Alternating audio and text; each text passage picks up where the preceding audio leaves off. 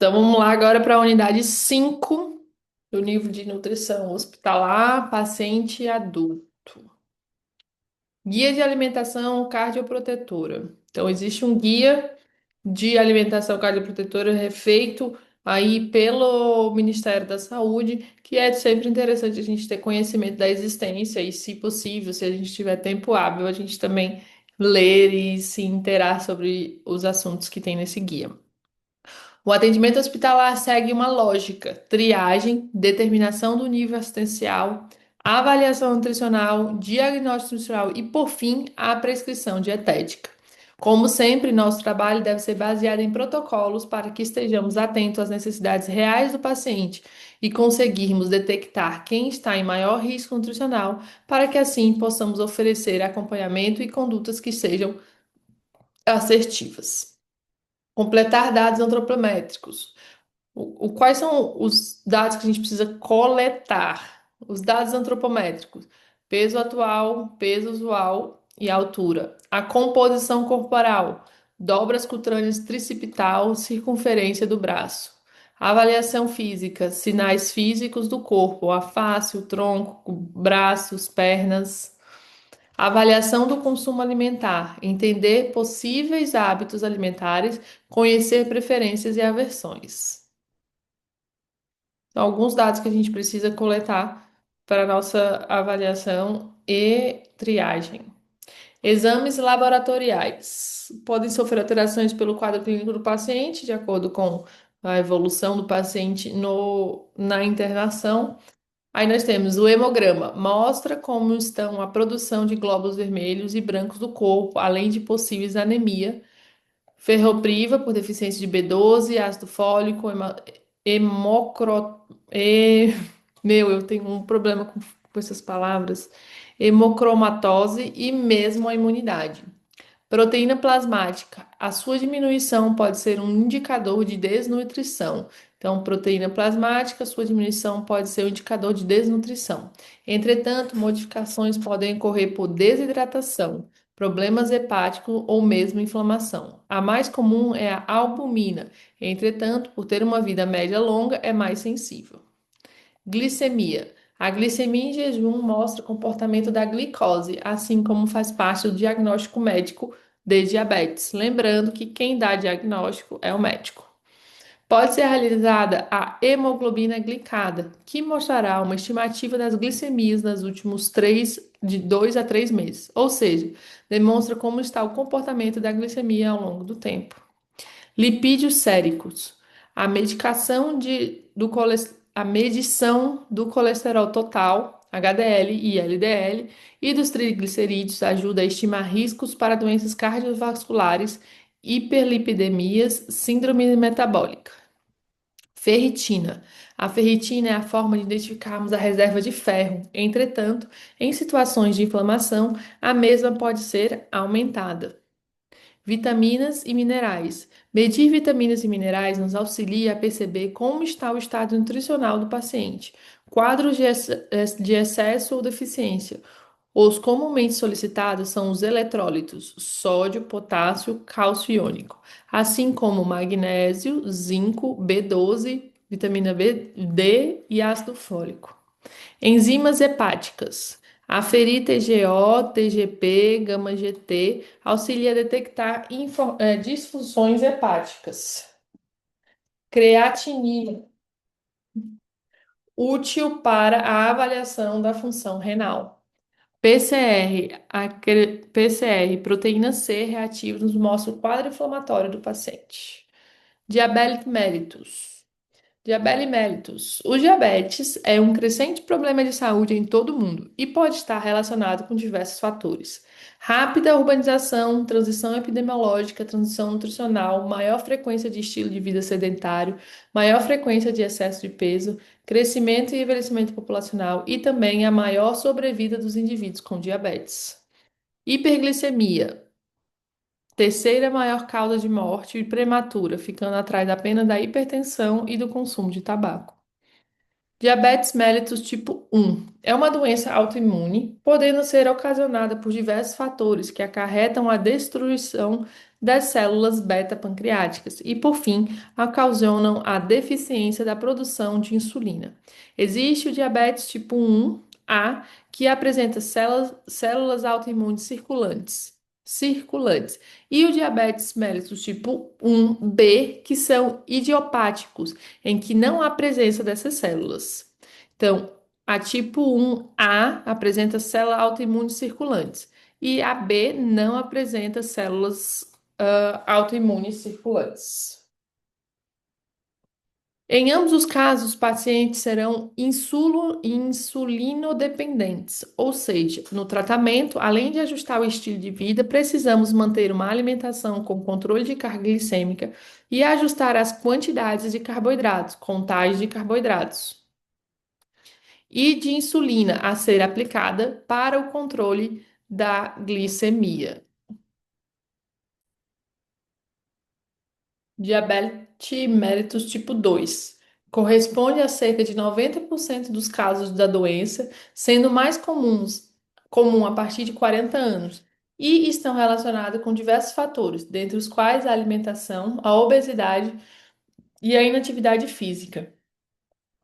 Parecem ter o maior impacto. Sua ação no corpo está na alteração de diversas rotas metabólicas e impacto na produção de insulina e glucagon, mesmo da resposta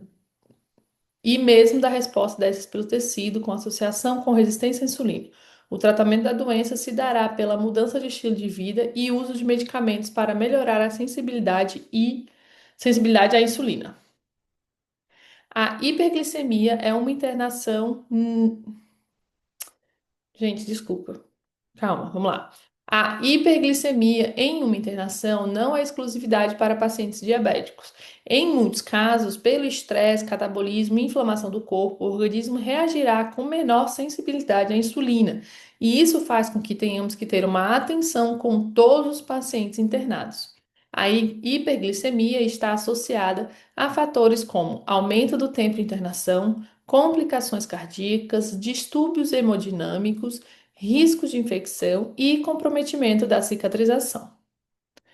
Para a avaliação nutricional, além dos dados usuais, acompanhar a glicemia sanguínea e as medidas da glicemia capilar são fundamentais para a determinação da conduta e para ajustes dietéticos necessários conforme a resposta do paciente. Para pacientes com diabetes já diagnosticados, sugere-se ainda a medida de hemoglobina glicada. Em uma hospitalização, temos como meta o controle da hiperglicemia e evitar episódios de hipoglicemia. Para pacientes em geral, a meta é manter glicemias entre 140 e 180 miligramas por decilitro. Entretanto, para pacientes com baixo risco de hipoglicemia, manter de 110 a 140 microgramas por decilitro. Para a conduta nutricional, sugere-se preferencialmente o uso de dieta oral, procurando o controle glicêmico. Caso o paciente não consiga atingir suas metas, deve-se iniciar a terapia oral com suplementação e, em últimos casos, o uso de terapia nutricional enteral deve ser considerado. Então vamos lá, ó. Para pacientes em geral, a meta é manter glicemia entre 140 e 180. Para pacientes com baixo risco de hipoglicemia, manter entre 110 e 140. Para condutas nutricionais, sugere-se preferencialmente o uso de dieta oral. Isso é uma coisa que quase que no livro inteiro diz sempre começar por dieta oral. Caso a gente não consiga atingir a dieta por via dieta oral, a gente vai então para a enteral ou a parenteral. É isso? Isso. Calorias. Então, recomendações no diabetes. Calorias. Seguir os cálculos conforme o estado nutricional do paciente. Macronutrientes. Manter a proporção normal nos nutrientes. Carboidratos devem ser.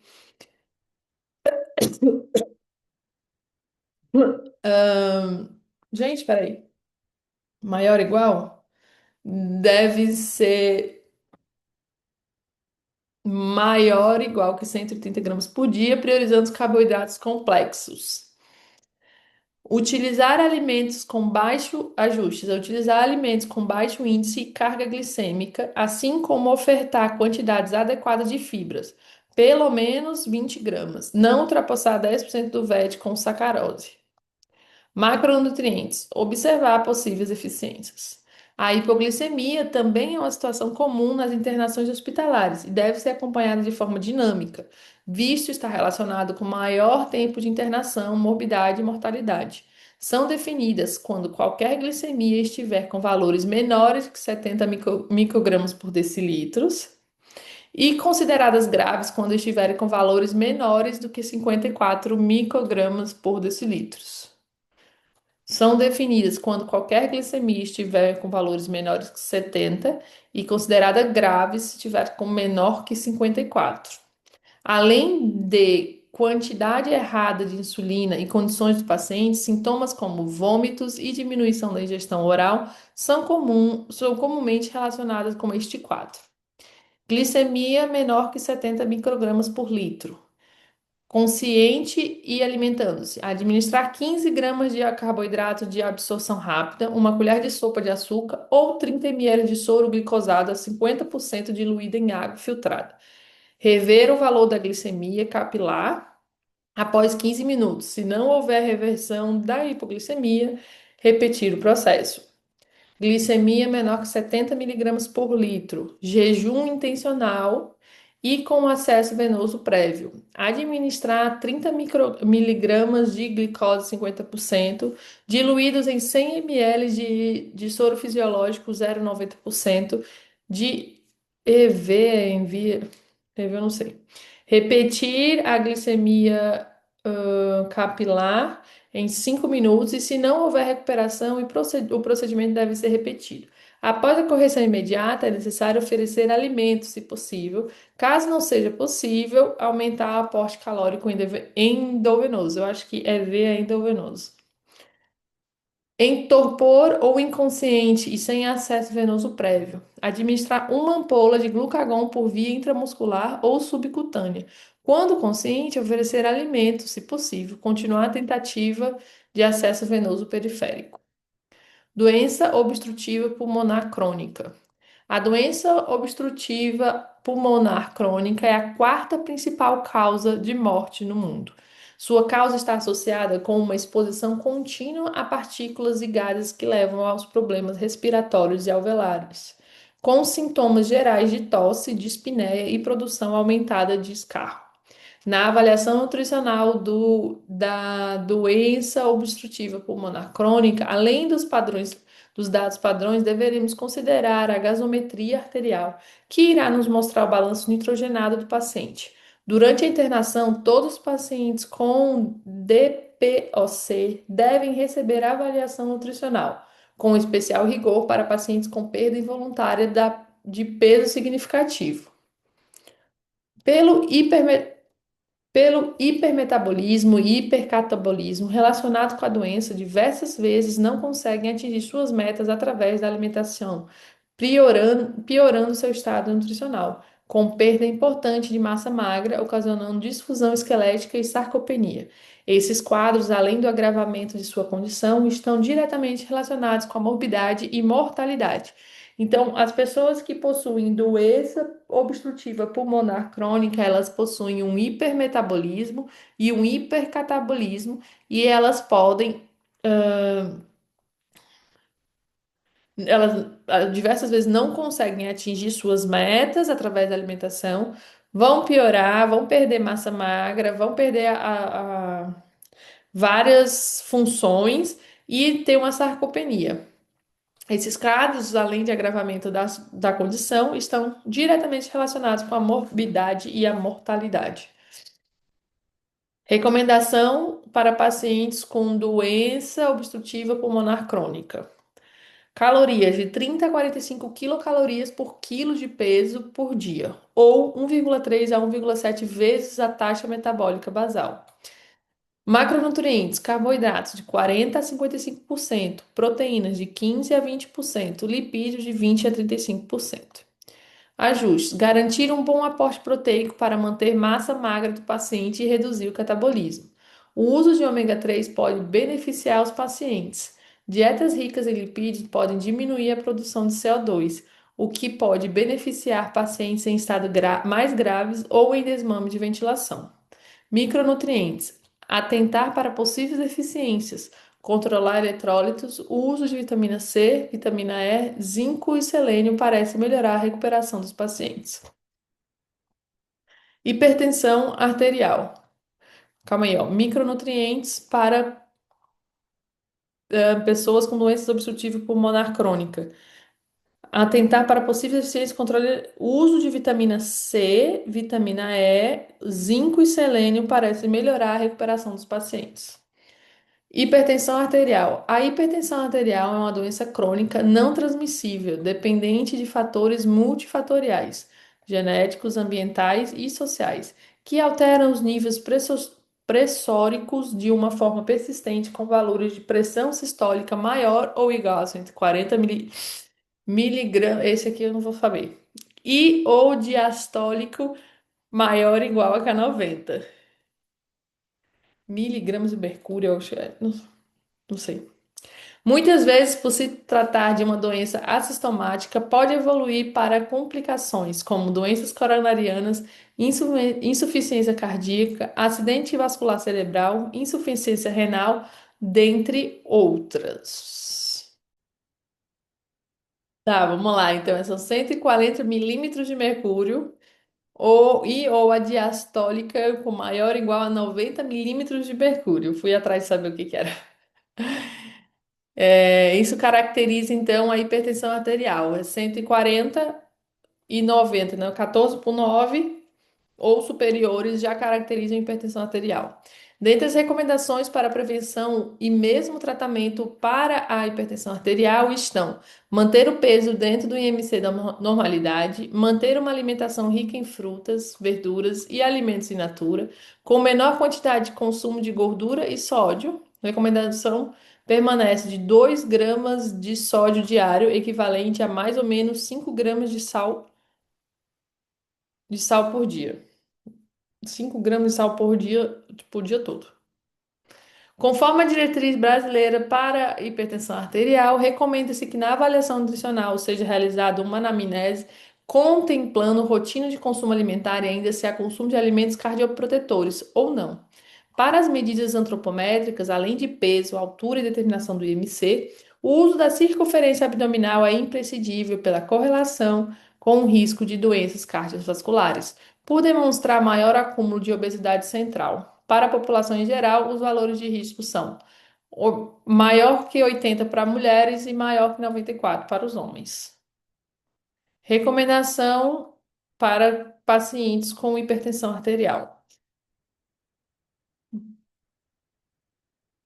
Calorias. Manter os cálculos da população em geral, sempre buscando manter o paciente dentro do IMC de eutrofia. Macronutrientes, distribuição normal dos nutrientes. Ajuste. Sugere-se padrões da dieta DASH. Maior consumo de frutas e verduras, cereais integrais, carnes magras, laticínios com baixo teor de gordura e oleaginosas.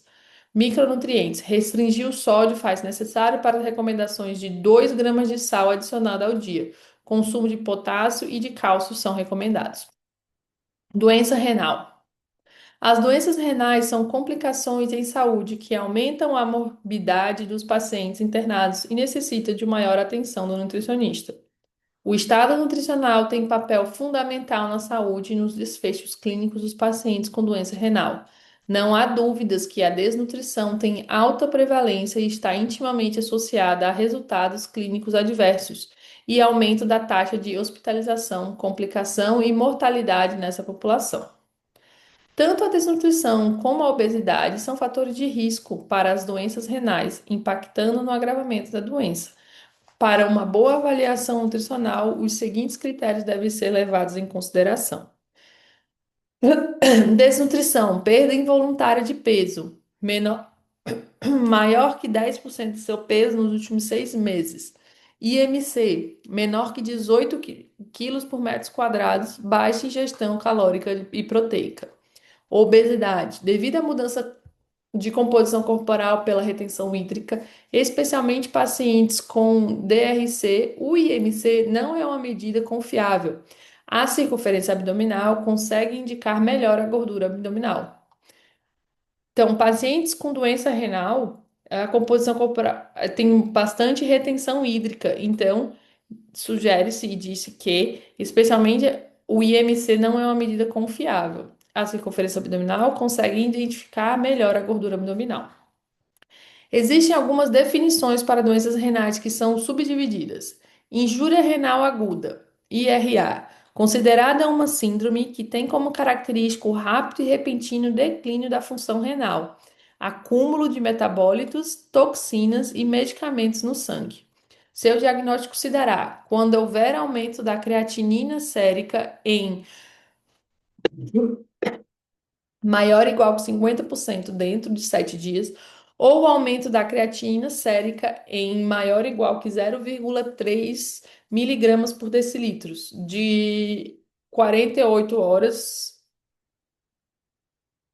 ou oligúria. Doença renal aguda. Então, a doença renal, a injúria renal aguda, ela tem a característica o declínio rápido e repentino da função renal, tem um acúmulo metabólico de toxinas e medicamentos no sangue.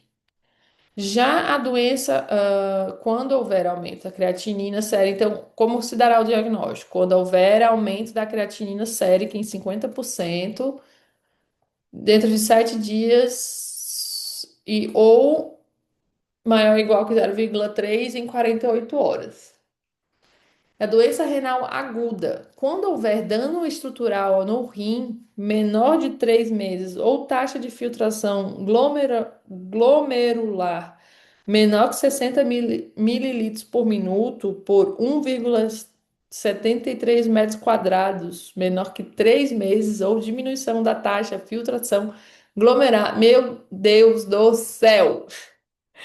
Doença renal crônica, DRC. Dano renal maior ou igual que 3 meses.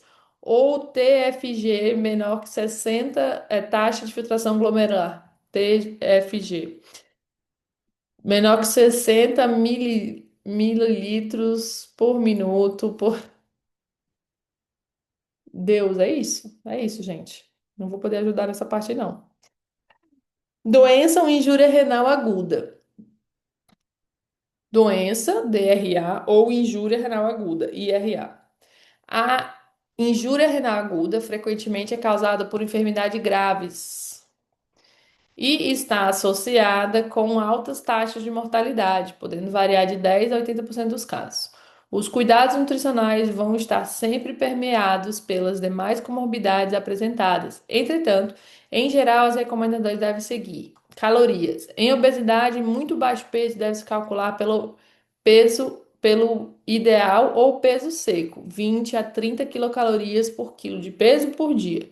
No estresse grave, de 20 a 25 quilocalorias por de peso por dia.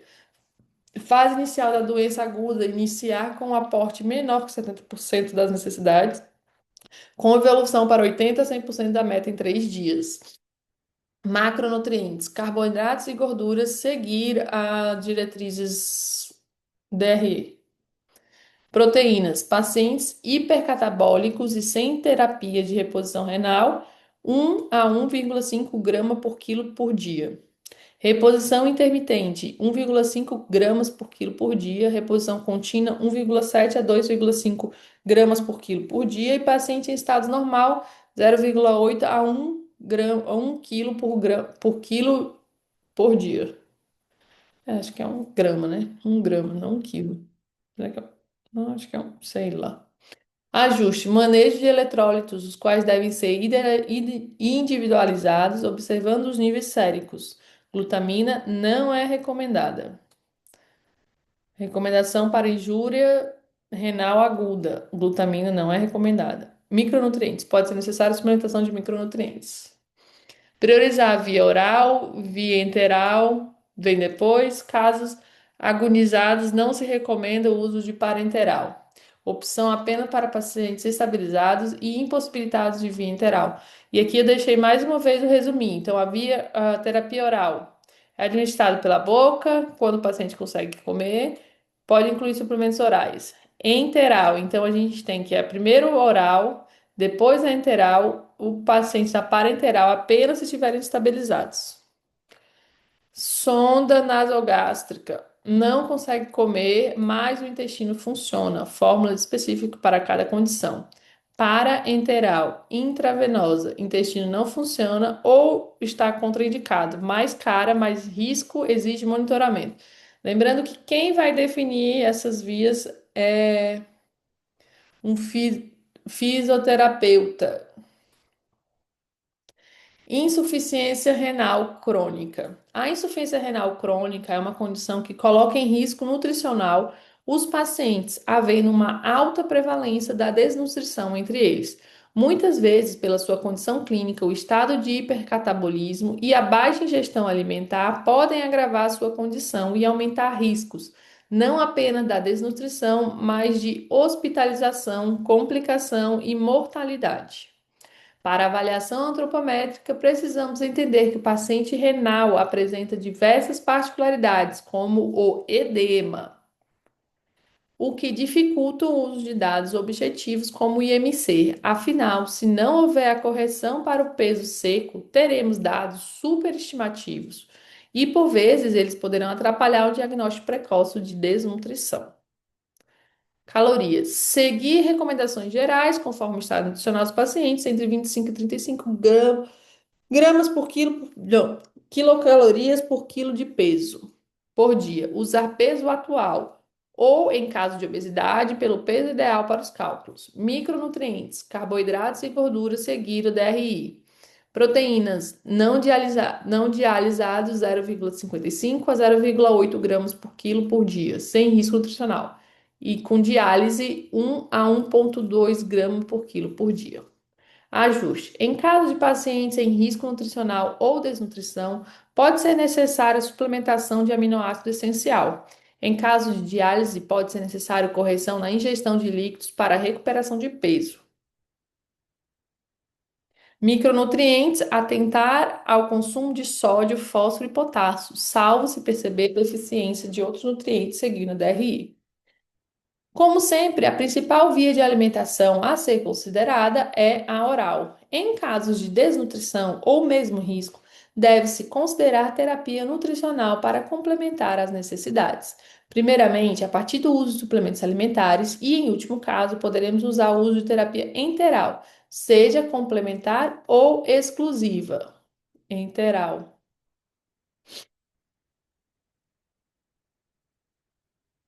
O uso de suplementação oral ou enteral pode ser utilizado sempre que um paciente estiver em risco nutricional ou desnutrido. O ajuste de micronutrientes das composições deverá ser realizado quando houver alterações em exames laboratoriais, com atenção especial para potássio, o fósforo, o sódio, o cálcio e a vitamina D. Os pacientes com injúria Os pacientes com injúria renal crônica deverão sempre ter um controle rígido da ingestão de sódio, potássio e fósforo, que são preditores de sua saúde e evolução da doença. Portanto, a prescrição dietética deve estar atrelada ao controle laboratorial desses nutrientes. Obesidade. A obesidade tende a agravar quadros de saúde dos pacientes internados. Assim, a American Society of Parental and Enteral Nutrition recomenda uma avaliação nutricional para esses pacientes em até 48 horas de internação para diminuir o risco de complicação. A obesidade tende a agravar quadros de saúde dos pacientes internados. Assim, a Aspen recomenda uma avaliação nutricional para esses pacientes em até 48 horas de internação. Então, a avaliação nutricional em até 40 horas de internação. Muitas doenças podem estar associadas em pacientes obesos, entretanto, apenas a obesidade já é um risco e deve ser tratada. Para análise dos exames bioquímicos, incluir a avaliação da função tiroidiana e de micronutrientes. Pode auxiliar no diagnóstico de conduta. Observar o consumo alimentar e sua relação com hábitos e comportamentos é fundamental, não apenas para uma intervenção adequada, mas para a orientação da mudança de estilo de vida. Algumas limitações muito importantes que devem ser consideradas são tanto o fato de haver omissão quanto subrelatos podem ocorrer de maneira não intencional e devem ser avaliados com cautela. O comportamento envolvido no subrelato da ingestão alimentar é um processo complexo. que inclui componentes perceptivos, emotivos e cognitivos ainda pouco explorados. Calorias, para recomendações na obesidade: 22 a 25 quilocalorias por quilo de peso ideal dia. Peso ideal. 11 a 14 quilocalorias por quilo de peso atual. Então, se for calcular com peso ideal, 22 a 25 quilocalorias. Se for com peso atual, de 11 a 14. Micronutrientes: carboidratos, 55 a 60% de baixo índice de carga glicêmica. Proteínas, de 15 a 20%. De se o IMC, de 30 a 40. 2 gramas de proteína por quilo por dia. E se o IMC maior ou igual? Perdão, maior ou igual a 40, 2,5 gramas de proteína por quilo de peso. Lipídios, menor, acho que devia ser menor ou igual, não, acho que só menor que 30%. Ajuste: não ultrapassar 10% com açúcar simples e gordura saturada, fornecer uma dieta rica em fibras. Micronutrientes: observar possíveis deficiências ou excesso como ácido fólico, magnésio, cálcio, potássio, sódio, vitamina B12 e ferro. Ajustar os valores ao peso ideal ou dieta hipocalórica ao considerar o peso atual. Dietas menores que 80 quilocalorias por dia podem colocar paciente em risco. Ajustar e manter pacientes hiperproteicos. Acompanhamento nutricional em pacientes acamados. Desnutrição iatrogênica, ou seja, relacionada com a doença, é responsável por maior risco para paciente, morbidade, piora na cicatrização, maior risco de infecção hospitalar, maior tempo de internação.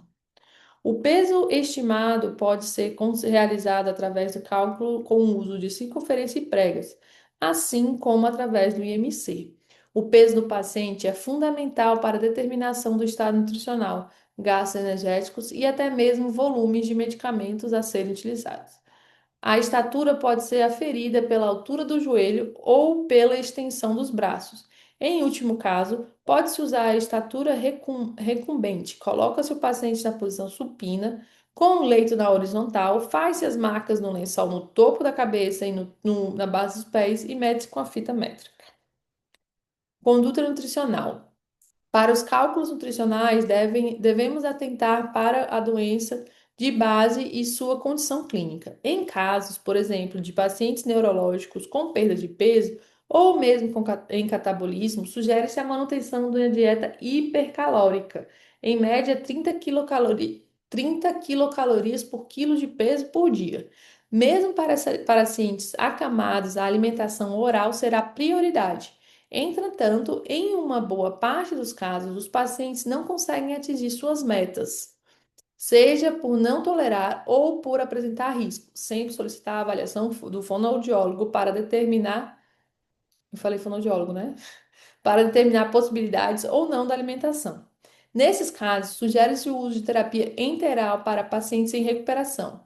Pode-se utilizar dietas hipercalóricas e hiperproteicas para garantir uma maior densidade calórica e mesmo proteica em um menor volume de dieta. Para pacientes em estado de terminalidade, sugere-se o uso de uma alimentação trófica apenas para conforto e manutenção da vida. Acompanhamento do paciente cirúrgico.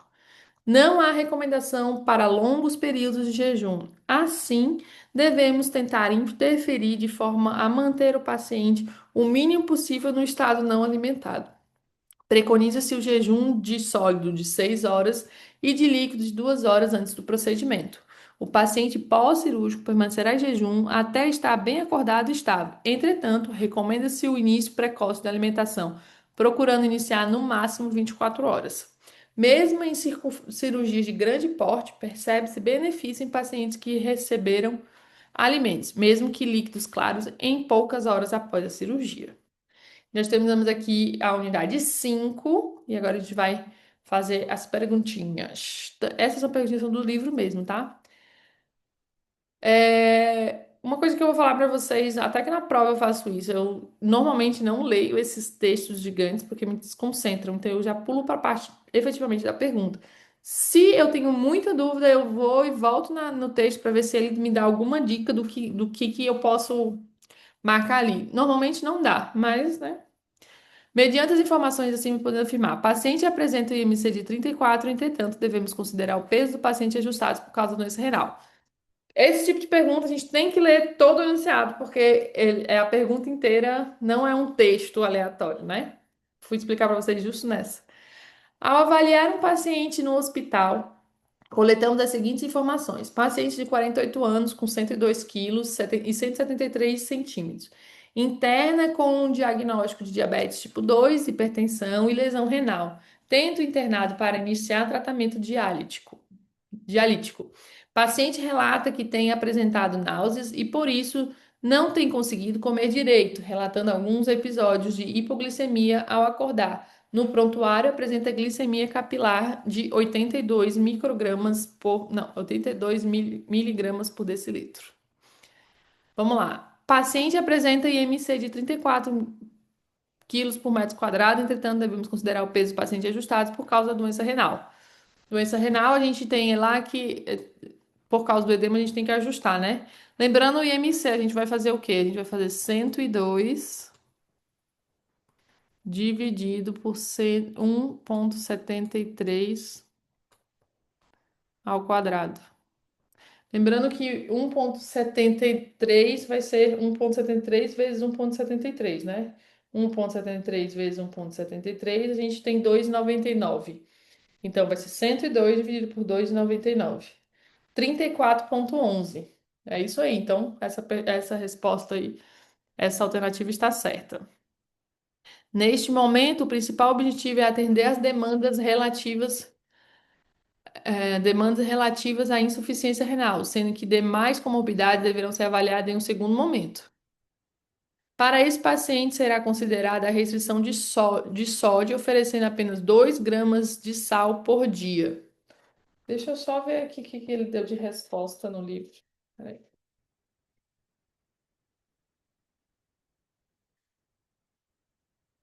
A hipoglicemia é considerada apenas para valores abaixo de 70 miligramas por dia, ou por decilitro.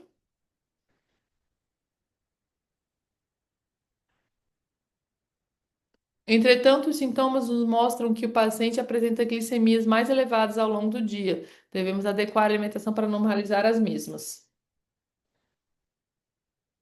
Deixa eu só abrir aqui a unidade 5. Eu já não me lembro mais da resposta, não.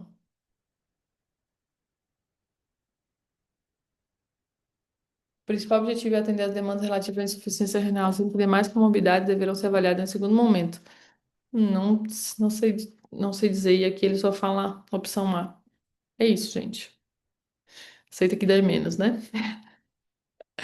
Pacientes diabéticos com o uso de insulina devem ter uma orientação completa, incluindo prescrição dietética, mas deve-se priorizar e ensinar a contagem de carboidratos. Exatamente. Todos os pacientes internados deveriam receber alguma orientação nutricional, mesmo aqueles sem comorbidade, com certeza. Um paciente que apresenta uma doença grave, mesmo recebendo orientação nutricional na ala hospitalar, deve ser orientado a manter acompanhamento nutricional ou ser acompanhado para tal. Sim. Pacientes em uso de suporte nutricional devem ser orientados apenas com dietas interais artesanais. Já paramos por aqui, né? Um, dois e três. Paciente cirúrgico, a alimentação é fundamental para sua recuperação. Uma boa avaliação nutricional e estratégia pode mudar o desfecho do paciente.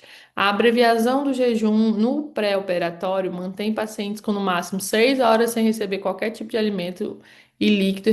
Não, é 6 horas de alimentos sólidos e 2 horas para líquidos.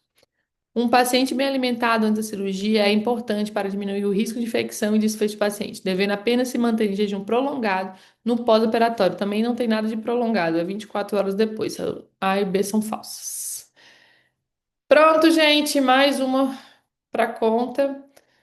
Agora vamos para a unidade 6.